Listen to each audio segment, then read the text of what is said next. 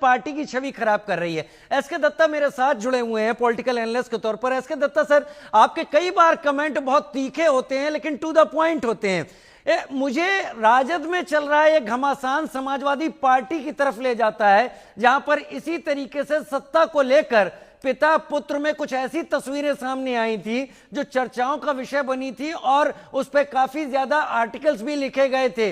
जब अखिलेश यादव और मुलायम सिंह यादव के बीच में तनातनी की खबरें लगातार आ रही थी, तस्वीरों में भी और बाकी जरिए से भी। क्या यही हो रहा है इस वक्त राजद में?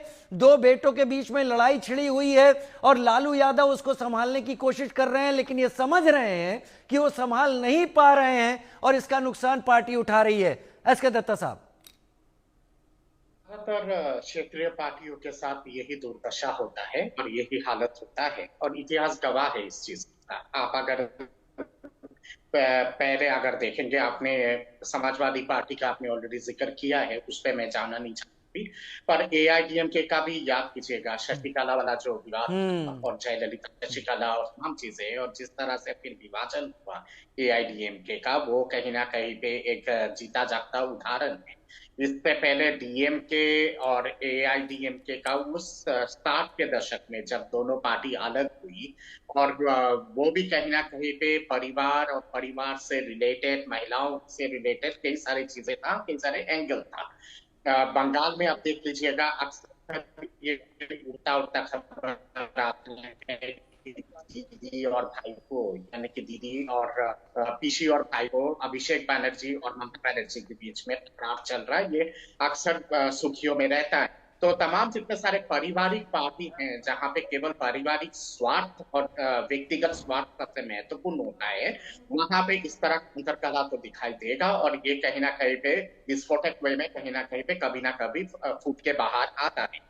तेजस्वी यादव और तेज प्रताप यादव का हर कोई जानता है कि शुरू से ही जिस तरह का रंजिशे रहा है, जिस तरह का आपस में खींचातानी रहा है और टकराव रहा है राजनीतिक स्पेस को लेके, कि लालू यादव जी का राजनीतिक जो स्पेस है उसको कौन उसको एक तरह से कैप्चर करे या फिर उत्तराधिकारी कौन है।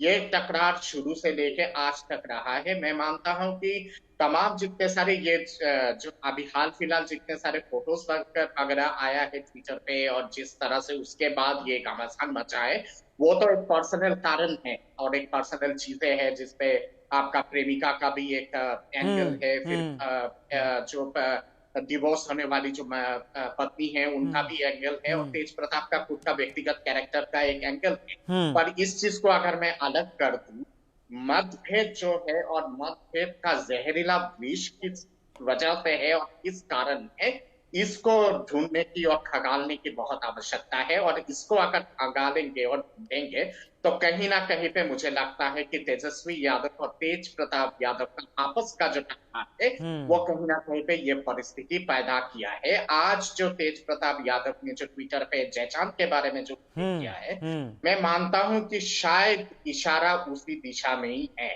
और कहीं ना कहीं पे ये हो सकता है, ये मेरा व्यक्तिगत राय है कि शायद तेजस्वी की तरफ ही इशारा तेज प्रताप यादव ने किया।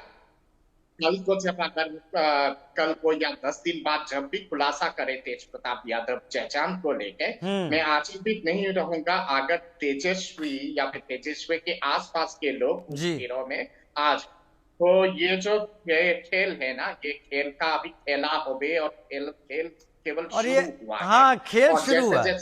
सही कह रहे हैं। जैसे जैसे चुनाव नजदीक आए और बहुत बड़े पैमाने पे ये सारा चीजें होने वाला है, और मुझे लगता है कि जिस तरह का परिस्थिति पैदा हुआ है, शायद इसके चलते आरजेडी में एक आगे जाके वर्टिकल स्प्लिट हो सकता है, और ये अगर हुआ तो इसका सीधा सीधा फायदा जनता दल यूनाइटेड और भारतीय जनता पार्टी और एकदम सही आपका एनालिसिस है। शायद इसीलिए जनता दल